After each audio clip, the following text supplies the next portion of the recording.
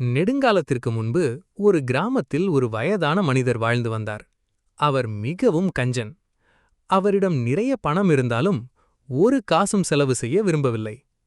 இளமையில் அவர் மிகவும் உழைத்து நிறைய பணம் சம்பாதித்தார்.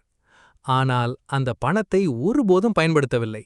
எல்லா பணத்தையும் ஒரு மண்பானையில் வைத்து தனது தோட்டத்தில் ஒரு குழி தோண்டி அதில் புதைத்து வைத்திருந்தார்.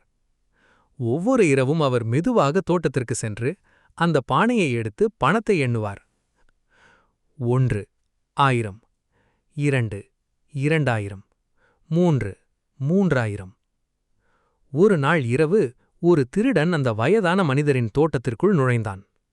இந்த வீட்டுக்காரர் மிகவும் ஏழையாக இருக்க வேண்டும், இங்கே எதுவும் கிடைக்காது போலிருக்கிறது என்று நினைத்தான். அப்போது வயதானவர் தோட்டத்திற்குள் வந்தார். திருடன் ஒரு மரத்தின் பின்னால் ஒளிந்தான். வயதானவர் வழக்கம் போல் குழியை தோண்டி பணம் நிரம்பிய பானையை எடுத்து எண்ணத் தொடங்கினார்.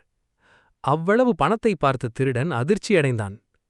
வயதானவர் சென்ற பிறகு திருடன் அந்த பானையை எடுத்து பணத்துடன் ஓடிவிட்டான். அடுத்த நாள் இரவு வயதானவர் மீண்டும் பணத்தை எண்ண வந்தார். ஐயோ, யாரோ என் பணத்தை திருடிவிட்டார்கள் என்று கதறி அழத் தொடங்கினார். அவரது சத்தம் கேட்டு அக்கம் பக்கத்தினர் அனைவரும் வந்தனர். என்னாயிற்று என்று கேட்டனர். நான் இங்கே புதைத்து வைத்திருந்த என் பணத்தை யாரோ திருடிவிட்டார்கள் என்றார் அவர். ஒருவர் கேட்டார், உங்கள் பணத்தை ஏன் தோட்டத்தில் புதைத்தீர்கள்? வீட்டில் பெட்டி அல்லது பாதுகாப்பு பெட்டியில் வைத்திருக்கலாமே.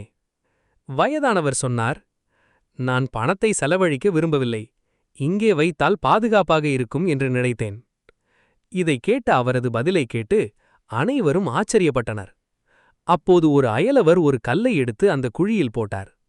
இனி இந்த கல்லையே உங்கள் பணம் என்று நினைத்துக் கொள்ளுங்கள். நீங்கள் அந்த பணத்தை ஒருபோதும் பயன்படுத்தவில்லை என்றால் இந்த கல்லுக்கும் உங்கள் பணத்துக்கும் எந்த வித்தியாசமும் இல்லை. இதை கேட்ட வயதானவர் தன் தவறை உணர்ந்தார்.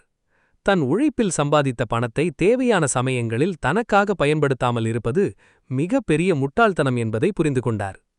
மழைக்காலத்திற்காக சில பணத்தை சேமித்து வைத்திருப்பது நல்லது.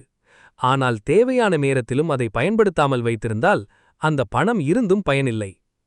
இந்த கதை உங்களுக்கு பிடித்திருந்தால் லைக் பண்ணுங்க. உங்களுக்கு அன்பான ஒருவருடன் இதை ஷேர் பண்ணுங்க. இன்னும் பார்க்க ட்ரீம் பிக் தீம் சேனலுக்கு சப்ஸ்கிரைப் பண்ண மறந்துடாதீங்க.